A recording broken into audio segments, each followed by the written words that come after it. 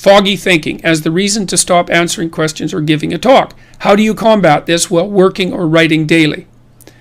Well, I eat a big breakfast relatively soon on waking. That really helps. If any of you out there are anxious, and many of you no doubt are, there'll be a large number of you who are anxious and don't eat breakfast. And there'll be a whole bunch of you out there who think, well, I don't eat breakfast. It isn't necessary. It's like, that's wrong. It's necessary. You fasted all night. If you load yourself cognitively or physiologically in the morning, your brain, stressed, will encourage your body to produce insulin. It will take all the blood sugar out of your blood, and then you're done for the day.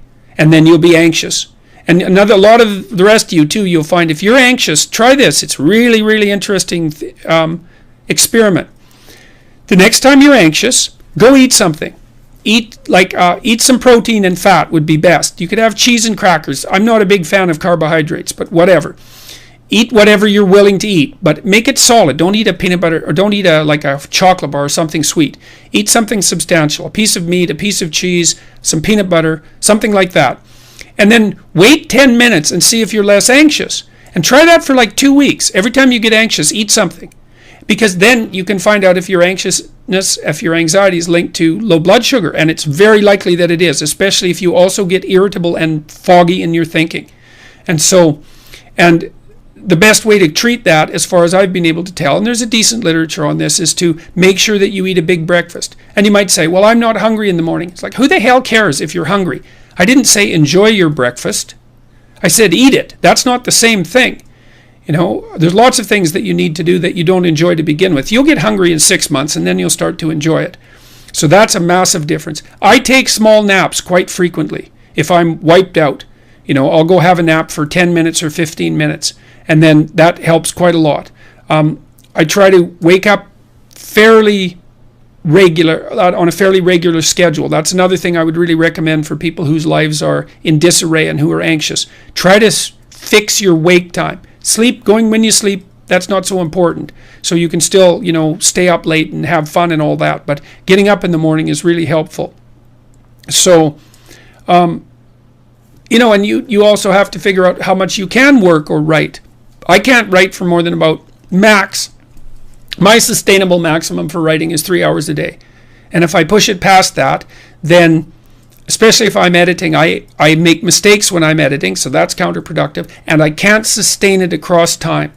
And so I don't really think you can do more than about 3 hours of extremely intense intellectual work a day. Although if you have a nap, you can stretch that, but I think at least I end up paying for it across time.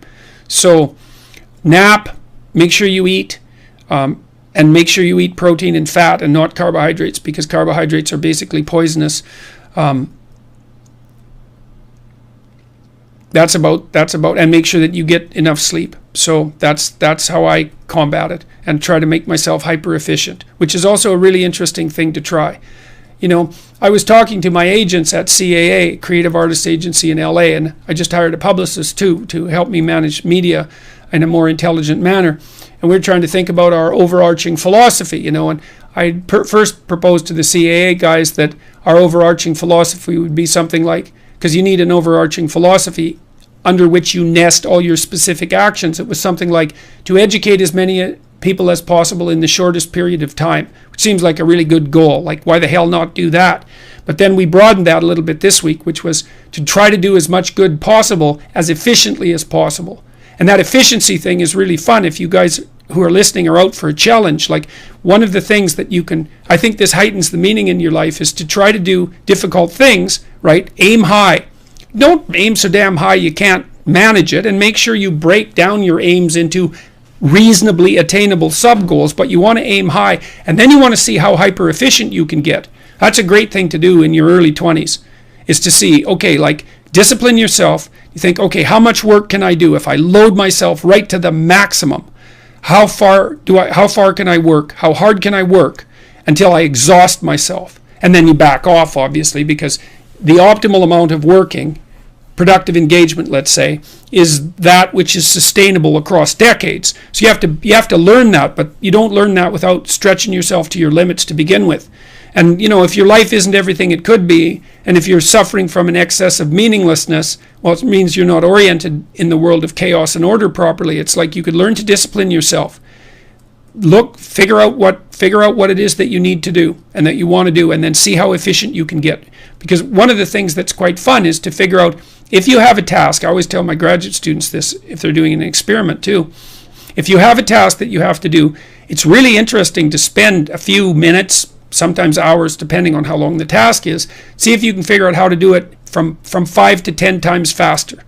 It means you'll have to rearrange the way you think about it, but you can often do it. And that's how extremely productive people get so hyper efficient. Sometimes it means you have to delegate. Sometimes it means you have to bring other people aboard. That's delegation as well, I suppose.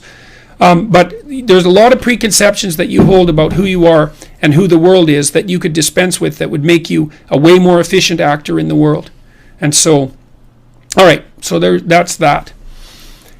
If past experiences shape us from the moment of birth, how can an action be ever said to be the result of free will rather than the accumulation of past influences? Well, it is in large part the accumulation of past influences, because that's knowledge. But I addressed that, I would say, already pretty thoroughly in my discussion of free will. Your free will isn't absolute. I mean, what are you, a genie? Even a genie is constrained inside a lamp. So there's no action without constraint. There's no action without limitation. So it's just not conceptualized well. And all of your choices are constrained, not least by the fact that you have to keep yourself alive. So even just because there are limitations that emerge, say, as a consequence of the accumulation of past influences, doesn't mean that you don't still have a massive domain of freedom. So